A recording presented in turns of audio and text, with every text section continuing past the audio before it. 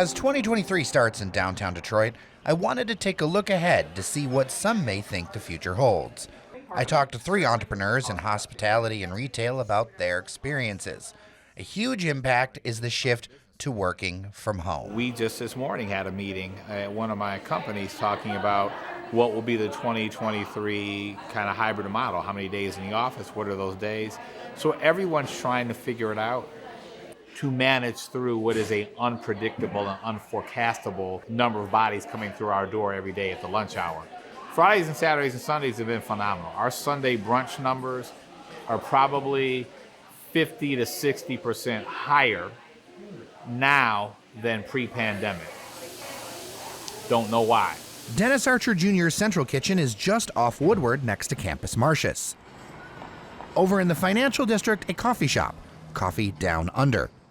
And it's palpably obvious down here. You can sit on Shelby Street and not see a person walk by for 10 minutes in the middle of the day on a Wednesday, right?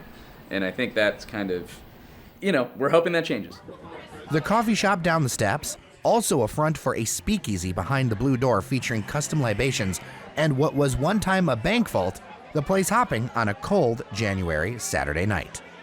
I understand the merits of flexible work and I'm supportive of that, but Detroit is actually more emblematic of the rest of the country than a lot of big cities like, New York or LA, for example, which are more, they're their own thing. We need commuter traffic. You need people from the suburbs coming down here and spending time. These businesses are predicated upon that. We don't have enough residential density in the city to support the amount of, restaurants that we have. We need people to come back at least a few days a week and really encourage patronizing local businesses to help them succeed, because we can't just succeed on Friday, Saturday. That's just not enough. Throwbacks Home launched in downtown Detroit after the pandemic. They're a furniture retailer and interior design showroom.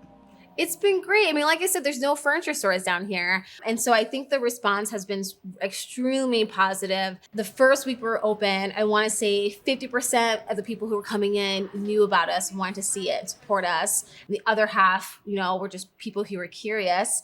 Now we're teetering into more of the 70% of the people have never heard of our brand, which is amazing because we've been around since 2014. So it's a blessing, and I'm just really excited to be down here.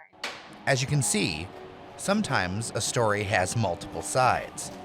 But for those experiencing challenges, what are some possible solutions? What do you think of some of the plans to increase more residential? There's even been talk of converting some buildings that were offices into residential. Think that would benefit you? Yeah, I mean, the more people that are living downtown, I think the better. If you look at, for instance, what happened in downtown Birmingham versus in downtown Detroit. Downtown Birmingham, as soon as all those places could open, they were back open with their same exact hours because there's a density of people living. And so there, where you have people that are living and maybe they're not going to work, that actually helps the restaurants that are in downtown Birmingham because those people are staying at home, but they want to get out to go to lunch. They want to go to happy hour. They want to go to brunch. And so the more people that live downtown, accompanied by more people on a regular basis coming back to the workplace, I think it's going to inure to the benefit of all of us that are in hospitality and retail. So one, I feel very strongly that we should rethink zoning in this city. I think zoning creates a lot of challenges for development and inhibits development that, is frankly unnecessary in my mind. Expand on that a little bit more, actually. Yeah, the idea that the city dictates what type of activity, I think it stems from yes, I would not like to have a nuclear power plant across the street from my residence. But it doesn't mean that, there should be such specificity around what type of retail business can be at this corner versus another corner. Can I build a single family home or a 4-unit? In North Corktown, for example, I've invested a fair bit. There's a lot of vacant lots. I'd like to see something there, and I don't really think we should be that particular. If it's going to be residential, let's just allow it to be any form of residential. I asked these 3, whose opinions I all value immensely, what about the future? What is my hope? Oh, God.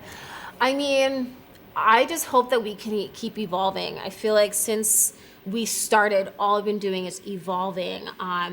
We have some really exciting collections that we want to launch out that I honestly think we can only really launch down here. I'm looking forward to the unknown. That's what I could say. Really excited for the train station development and kind of that greater vision for Corktown. I really hope we get it right. You know, I know a lot of money's being put into it. A lot of great people are working on the project. You know, I hope Ford is able to actually get people into the space. Right now, the property values reflect a vibrant community there, which doesn't exist yet because, you know, these buildings aren't occupied. And that's a big one. I think for 2023 in Detroit, I really hope that one lands. I don't want to start with business. I would say that people should spend time with and be thankful for family and friends. We've seen a number of losses over the last year, so I would put that ahead of business. And what I would say as a wish is just for those who have not endeavored down here to give it a shot. Because anytime someone comes down here, either A, for the first time or they haven't been here for a long time, they're wowed. My wish would be to give us a shot and come on down.